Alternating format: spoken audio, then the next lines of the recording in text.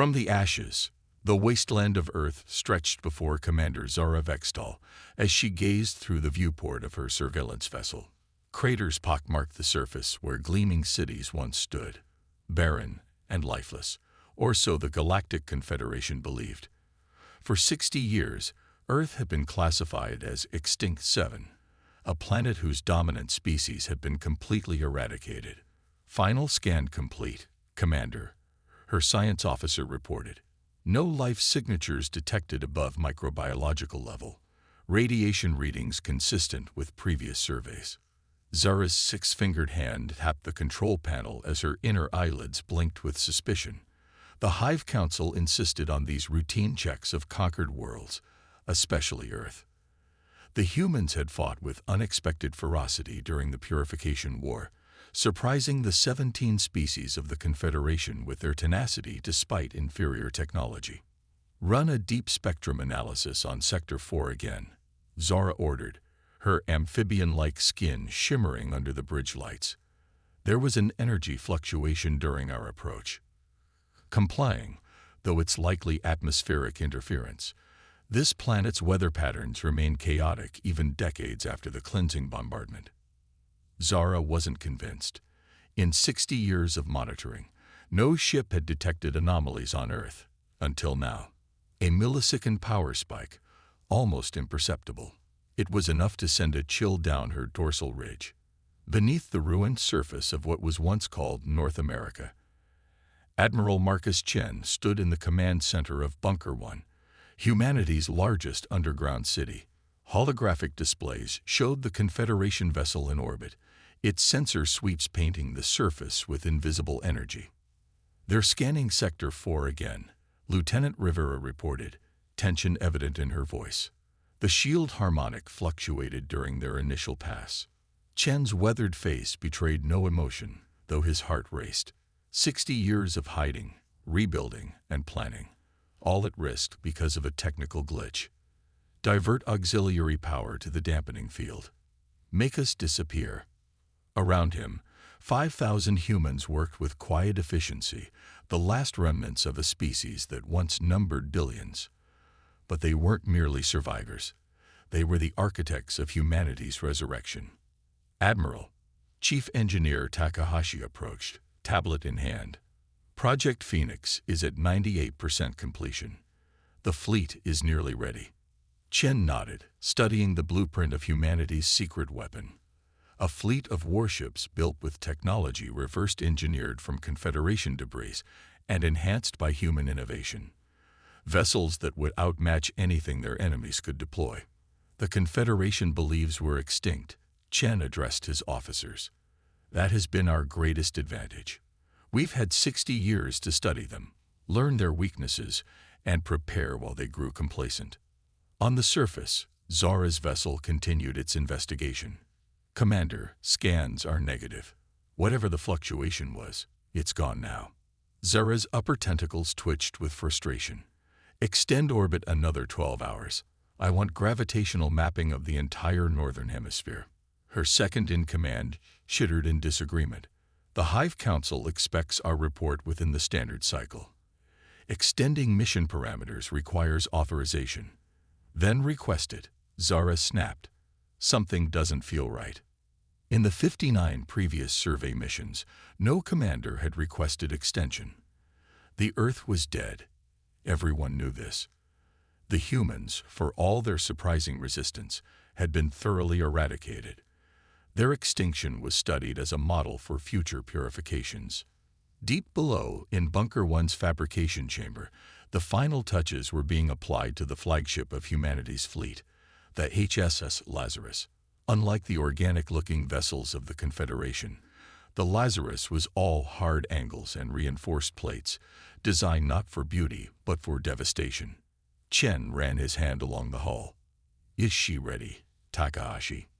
The engineer smiled. "Not only ready, Admiral. She's hungry." For 6 decades, humanity had lived with the knowledge that the galaxy believed them extinct. They had used this misconception to rebuild in secret, developing technologies that merged human ingenuity with alien advances. While the Confederation evolved through steady, predictable patterns, humans have been forced to innovate radically, creating weapons and defenses that would seem impossible to their enemies. Admiral, Communications Officer Park interrupted. The alien vessel is extending its survey. They're suspicious. Chen's expression hardened. Then we've waited long enough. Inform all section leaders. Operation Phoenix begins now. Throughout the bunker system that spanned beneath the ruins of Earth, sirens blared. Personnel rushed to stations as sealed chambers opened, revealing the secret fleet. 27 warships, each crewed by humans who had trained their entire lives for this moment. Aboard the Lazarus, Chen took his place in the command chair. Reactor status. Fusion cores at maximum capacity, Admiral. Gravitic drives spooled and ready. Shield harmonics. Configured to Confederation blind spots, sir. They won't see us until we want them to. Chen activated the ship-wide communication system. This is Admiral Chen. For 60 years, we have hidden in the shadows, believed dead by the species that try to exterminate us. Today, we show the Confederation that humanity doesn't die easily. He paused, feeling the weight of history on his shoulders. Remember Earth. Remember the billions lost. Today, we begin to balance the scales. In orbit, Zura's suspicions were interrupted by an alert from her science officer. Commander, energy surge below surface. Massive and growing. Before she could respond, the ground beneath her vessel's scanning path erupted. From beneath decades of dust and ruins, a massive door slid open, revealing a launch bay that had remained hidden from Confederation sensors for 60 years. Impossible, Zara whispered as her sensors detected the vessel emerging from Earth's supposedly dead surface. Its design was unlike anything in Confederation records, angular, predatory, and bristling with weapons beyond known human capability. Unidentified vessel, her communications officer broadcast, "You are violating Confederation quarantine. Identify yourself immediately." The response came not as words, but as action. The human vessel's weapons systems activated, targeting locks engaging across Zora's ship. "Evasive maneuvers," she ordered, but it was too late. The Lazarus fired, its advanced weaponry cutting through the alien vessel's shields like they weren't there. The Confederation ship split apart, secondary explosions cascading through its structure as its antimatter containment failed. Chen watched from the Lazarus as the enemy vessel disintegrated. Record and transmit the destruction to all bunkers. Let everyone see, the wait is over. As debris from the Confederation vessel scattered into Earth's orbit, the rest of humanity's hidden fleet emerged from launch bays across the planet's surface. 27 warships, each designed to exploit specific weaknesses in Confederation technology. "Set course for the Proxima Centauri outpost," Chen ordered. It's time the Confederation learned that extinction reports can be greatly exaggerated. The Lazarus accelerated away from Earth, its gravitic drive leaving a blue-white trail in the darkness. Behind it, the rest of the fleet formed up in attack formation. After 60 years of preparation, humanity's vengeance had begun. At the edge of the solar system, a Confederation monitoring buoy detected the energy signatures of the departing fleet. It transmitted a standard alert to the nearest outpost, a message that would reach its destination several hours after the human fleet. By then, the Proxima Centauri outpost would already be reduced to atoms, and the galaxy would face a terrifying revelation. Humanity wasn't extinct. They were returning to the stars, bringing with them 60 years of focused rage and technological innovation, born from the need to survive. The reckoning had begun. Vengeance among the stars. The Confederation High Council chamber on Nexus Prime fell silent as the emergency transmission played. The holographic display showed only static, the final moments of the Proxima Centauri outpost before all communication ceased. 5,000 Confederation citizens and military personnel, gone in minutes. High Counselor Vreskar, eldest of the Arcanid species, leaned forward on his 6 limbs. "Is the source of this attack confirmed?" Fleet Admiral Solon, a towering reptilian with iridescent scales, stepped into the projection field. The energy signatures are impossible. They match no known species technology. Specifics, Admiral, demanded Vriskar. The Council requires facts, not evasions. Solon's throat sac pulsed with discomfort. The signatures contain elements of human design. Murmurs erupted around the chamber, 17 different species expressing shock in their native tongues. The translator implants struggled to keep pace with the overlapping voices.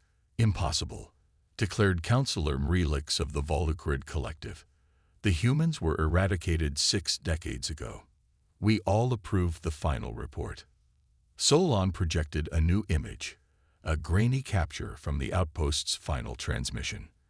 The silhouette of an angular vessel, distinctly non-Confederation in design. Before the outpost was destroyed, they managed to transmit this. Our analysis confirms elements of human engineering, but the technology level exceeds anything humans possessed before extinction by at least 2 centuries. High Counselor Vriskar's mandibles clicked in agitation. Where is the survey vessel that was assigned to Earth monitoring? The GCS Vigilant failed to report after its scheduled survey. We must assume it was destroyed. The council chamber erupted again, fear replacing disbelief. If humans had somehow survived and advanced their technology, the comfortable certainty of Confederation superiority was suddenly in question. Deploy the 7th Fleet to Earth immediately, ordered Vriskar. If any humans remain, they will be properly eliminated this time. 2 light years from the destroyed outpost, the human fleet regrouped in the shadow of a rogue planet. Aboard the Lazarus, Admiral Chen reviewed the mission data with his command staff. Confederation response time was slower than expected, noted Strategic Officer Williams. Their complacency works in our favor. Chen studied the 3-dimensional map showing Confederation territory and military deployments. Our next target is here, the Arcturus Trading Hub. Not a military target, but the economic impact will force a response. Lieutenant Rivera frowned. Sir, there are civilian populations at Arcturus. Many species that weren't involved in the Earth bombardment. This isn't about revenge, Lieutenant, Chen replied, his voice level. It's about forcing recognition. The Confederation needs to understand that humanity isn't just back. We're a power they must reckon with. Sensors detecting quantum disturbances, Admiral, interrupted the tactical officer. Confederation vessels emerging from FTL, counting 7. No, 12 capital ships. Chen smiled thinly, sooner than anticipated. They're learning. He turned to his bridge crew. Battle stations. Deploy in theta formation. Let's show them what humanity has learned in the dark. The human fleet broke formation, each vessel moving with precision that belied their size.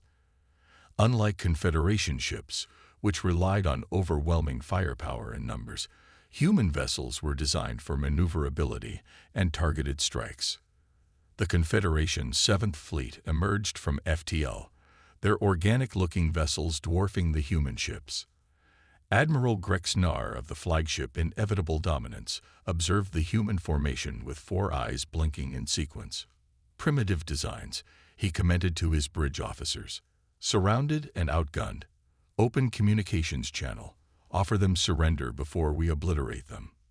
The communications officer obeyed, but the response wasn't what Grexnar expected. Instead of words, the human vessels simultaneously activated systems that sent cascading failures through the Confederation fleet's sensor networks. While the alien vessel's crews struggled to restore their targeting systems, the human fleet struck. The Lazarus led the assault, its main cannon firing a concentrated stream of accelerated particles that bypassed the Inevitable Dominance's shields completely, a technology developed by studying the specific frequency vulnerabilities of Confederation defense systems. Throughout the Confederation fleet, similar precision strikes targeted propulsion systems, weapons arrays, and command centers. The humans weren't trying to destroy the alien vessels, they were neutralizing them with surgical precision. Impossible. Grexnar growled as system after system failed across his ship. How are they targeting our specific vulnerabilities? The answer came moments later when every functional screen on every Confederation vessel displayed the same message, translated into all 17 official languages. We remember Earth. We have studied you for 60 years.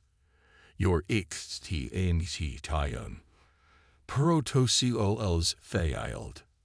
On the Lazarus, Chen watched with grim satisfaction as the Confederation fleet hung disabled in space.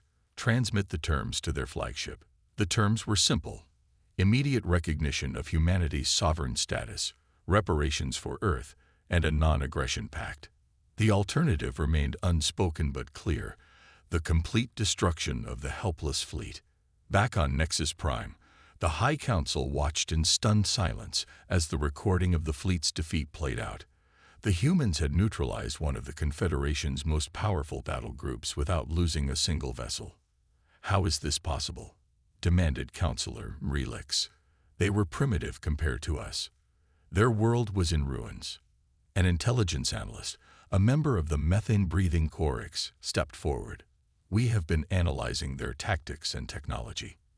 It appears the humans used the past 60 years to study our weaknesses specifically. Each of their weapon systems is designed to exploit vulnerabilities in our standardized designs. While we believe them extinct, added Fleet Admiral Solon, they were learning everything about us. Our patrol schedules, our shield frequencies, our communication protocols. They've been intercepting our transmissions for decades. High Counselor Vreskar's exoskeleton seemed to pale, and we provided them with all the information they needed through our routine surveys. Precisely, confirmed the analyst. They allowed us to believe they were extinct while they prepared for this moment. As the implications sank in, a new transmission arrived from the disabled 7th Fleet. Admiral Grexnar's image appeared, his usual confidence replaced by subdued pragmatism. The humans have presented terms, he reported. They demand recognition, reparations, and peace. In return, they will spare our fleet. He paused. They also provided this. The projection changed to show images that stunned the Council. Massive underground cities on Earth, shipyards, research facilities, and millions of humans.